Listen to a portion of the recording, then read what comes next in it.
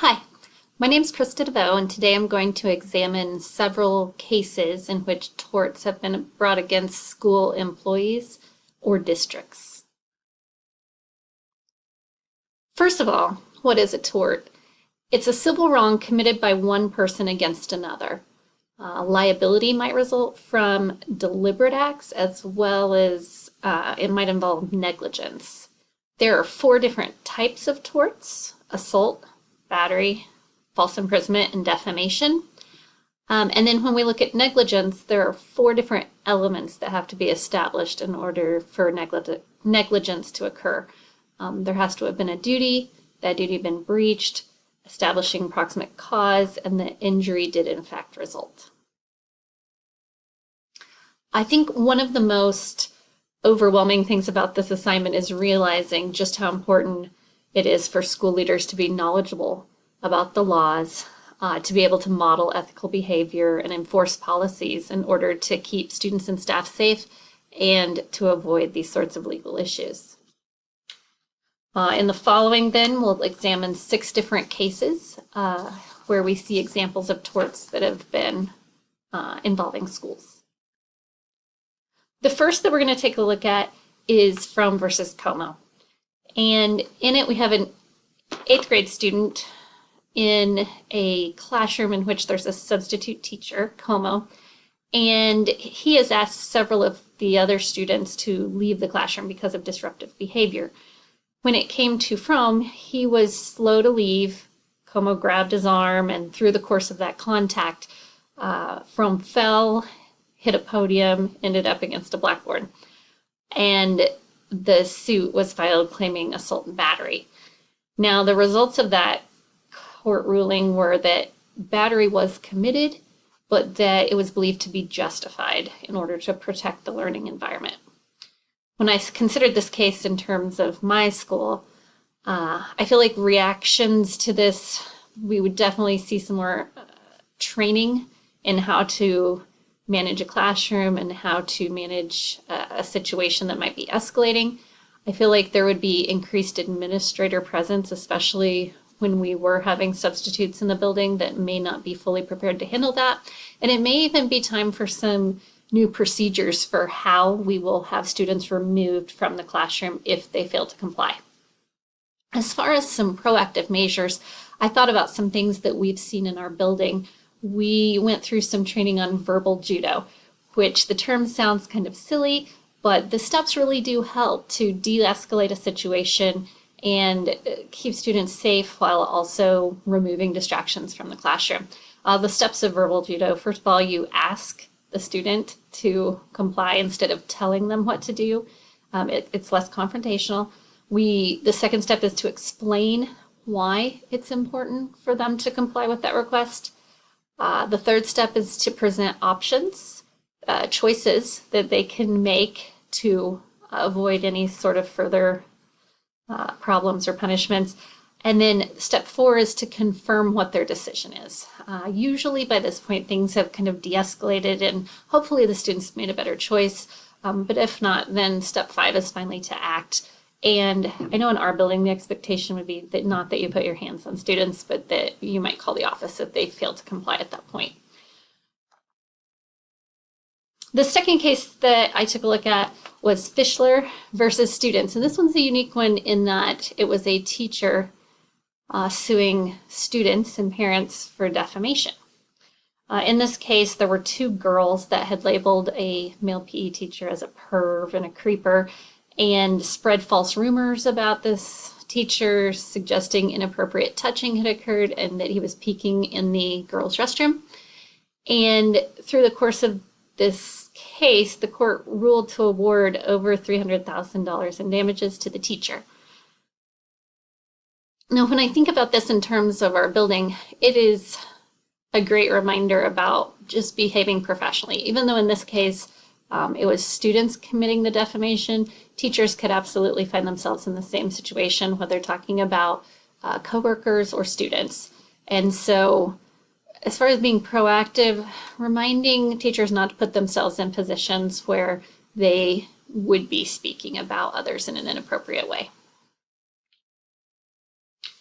The third case I'm going to look at is Flanagan versus Canton. In this case, we had fifth grade students in gym class.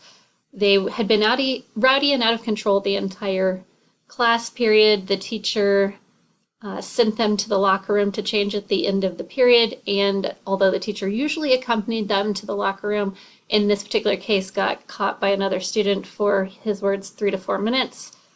During that time, Flanagan was pushed into a locker and a bench and sustained injuries resulting in a splenectomy.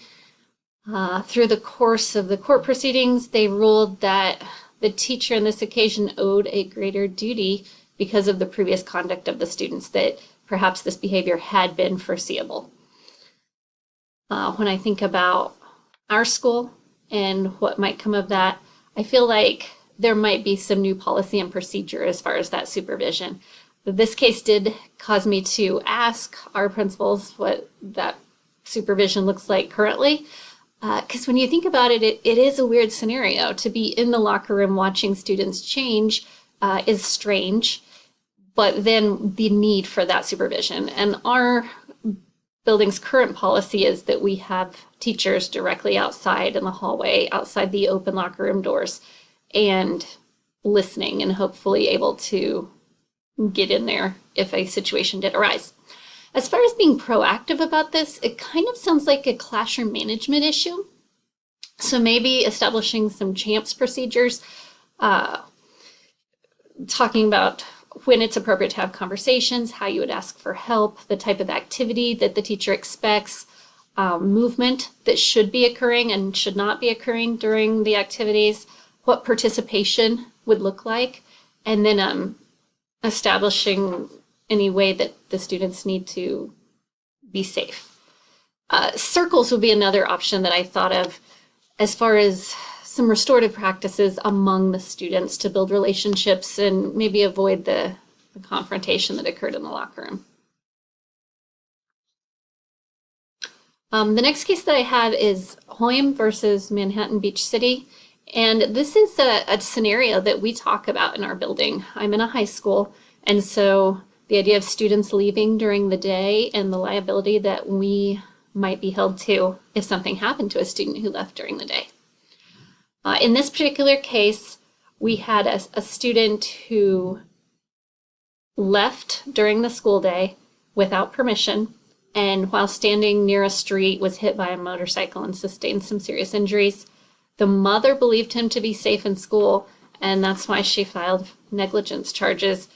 The court ended up finding that the school had fulfilled their reasonable duty as far as keeping him safe, and that when he became truant, it was kind of no longer something that was within the school's realm of control. When I think about our school, you'll see that taking attendance shows up in both categories. I feel like there would be a reaction of making sure that every teacher is taking attendance every block, just so that we can show that we are making sure students are present in class and accounted for. If they're not in attendance, I know in our building, right away the attendance office is contacting parents that their child is not accounted for. I also put this as proactive because students know who is taking attendance and who isn't, and what needs to be happening in those classrooms. So there is that increased pressure with taking attendance. The next case is McCoy versus South Madison Community School. And in this case, we have a freshman student who was verbally and in writing harassed following the posting of a photoshopped image of her. It's very sexually suggestive. And once she reported the bullying to school officials, she was told to return to class, the flyers remained up, and the parents weren't called. And based on those things, the court ruled that the school had failed to follow its own policies, and they awarded damages. When I think about our school and district, I feel like a reaction to this would be a change in leadership. That is something that it would be difficult to recover from. But there definitely need to be lots of training of the staff on policies. They'd maybe even try to work on some restorative practices, circles to build relationships among students. My final case was probably the most distressing of all of them. In this one, King versus East St. Louis Schools, the student was raped outside of the school, and the whole case kind of hinged on the idea that counselor kept the student after the school day, causing the student to miss the bus. The student exited the school to go find out if there was a city bus available. There wasn't. Student tried to re-enter the school, and at that point was told that she was not allowed to re-enter the school unsupervised, at which point she tried to walk to the metro and was accosted at gunpoint, taken and raped. When I think about this court ruling, said that the school wasn't liable for what happened, that there was no part of their policy that could have foreseen that. I still feel like a change of policy is needed. Absolutely. This is a devastating situation. There needs to be an adjustment to keep students safe. I think to be proactive, you have to use common sense to maybe supervise that student and bring them in to use the phone to avoid a situation like that. And definitely revisiting that as an entire school would be an important step.